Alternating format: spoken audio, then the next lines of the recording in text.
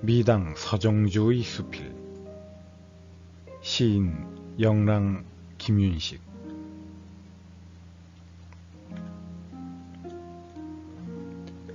(1909년에서) 1945년에 이르는 일정 식민지 시절의 그 가난하던 민족 순환기를 영랑 김윤식이 서울에서 중고등 교육을, 일본 동경에서 대학 공부를 한 것을 제외하고는 늘 한결같이 그의 고향인 전남 강진의 시골 구석에 박혀 음악만을 그의 유일한 벗으로 해 시를 쓰고 지내온 일을 서글프다고 하는 이들도 있지만,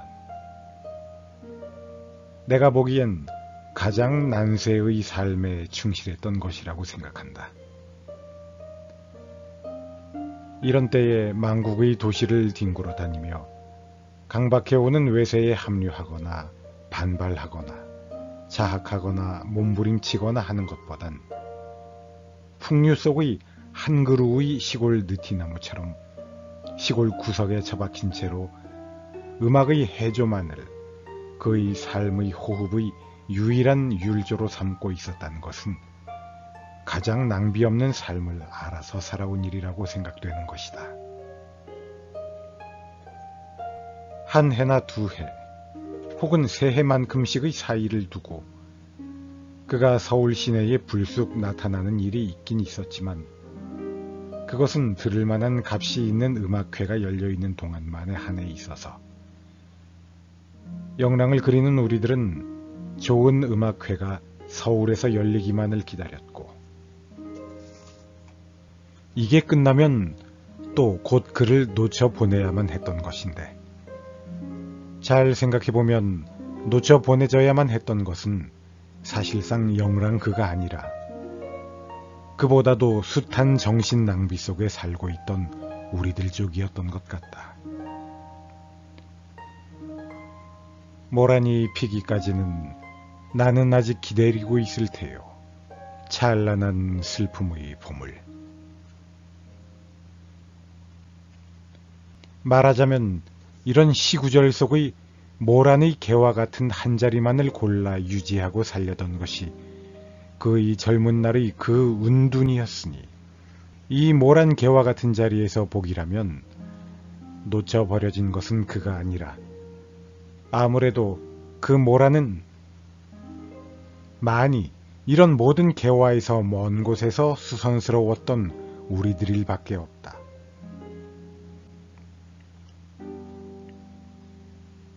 내 마음의 어딘 듯 한편에 끝없는 강물이 흐르네. 돋쳐오르는 아침 날빛이 빤질한 은결을 돋우네. 가슴엔 듯 눈엔 듯 또 핏줄엔 듯 마음이 도론도론 숨어있는 곳. 내 마음의 어딘 듯 한편에 끝없는 강물이 흐르네.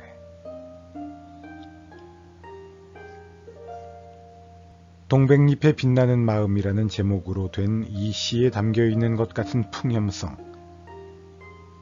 백년 가뭄에도 말할 수 없는 그의 시정신의 풍염성, 어느 서름 속에서도 윤기를 번쩍이는 그 풍염성은 위에 말한 그 놓쳐버려지지 않은 본향사리의 풍류에서 오는 것 같이 내게는 보인다.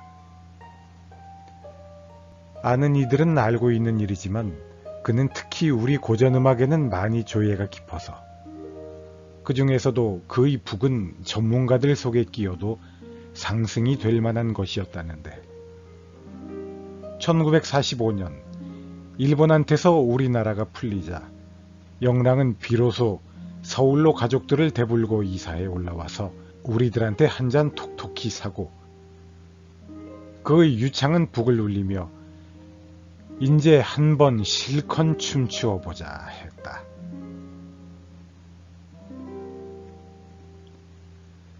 그러고는 미국에서 막 돌아온 이승만 박사의 독립촉성국민회를 따라다니며 열띤 정치운동도 상당히 하고, 1948년에 대한민국 정부가 서자 지지리도 못났다면 못난 무슨 국장 자리에 앉아달라는 대로 덕숙 가서 앉아 마타하고 했지만, 이런 짓들도 사실은 모두 내 북을 칠 테니 우리 한번 이제는 실컷 춤 좀 추어보세의 일종인 것이다. 그와 나의 인연을 좋아해서 그는 그의 시선의 선택권을 내게 몽땅 맡겨버리기도 하고, 문예라는 잡지에서 내가 뽑아 1회 추천을 한 전봉건이나 이형기 같은 사람들의 시가 좋다고, 그 다음 추천권은 그한테다 양보해달라고도 했었는데, 이런 일들에서도 나는 그의 그 북소리를 지금도 듣는다. 그의 시선이 내 발문이부터 발행되었던 1949년의 어느 날, 신당동의 그의 집에서 같이 구워 먹던 그 소 콩팥의 맛을 나는 일생 동안 앞으로도 잊지 못할 것이다. 왜냐면 나는 원래 생선 이외의 고기는 비위에 안 맞아서 좋아하지 않아 왔지만, 영랑 그와 같이라면 지금이라도 무심 중에 그냥 막 먹을 듯하기 때문이다.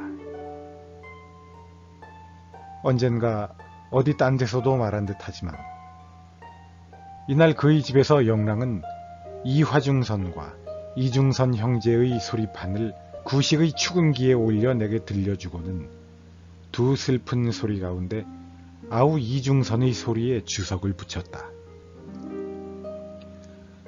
두 형제가 다 할 수 없이 서러웠지만 어떤가, 그래도 중선이의 소리에는 촉기가 있지 않어?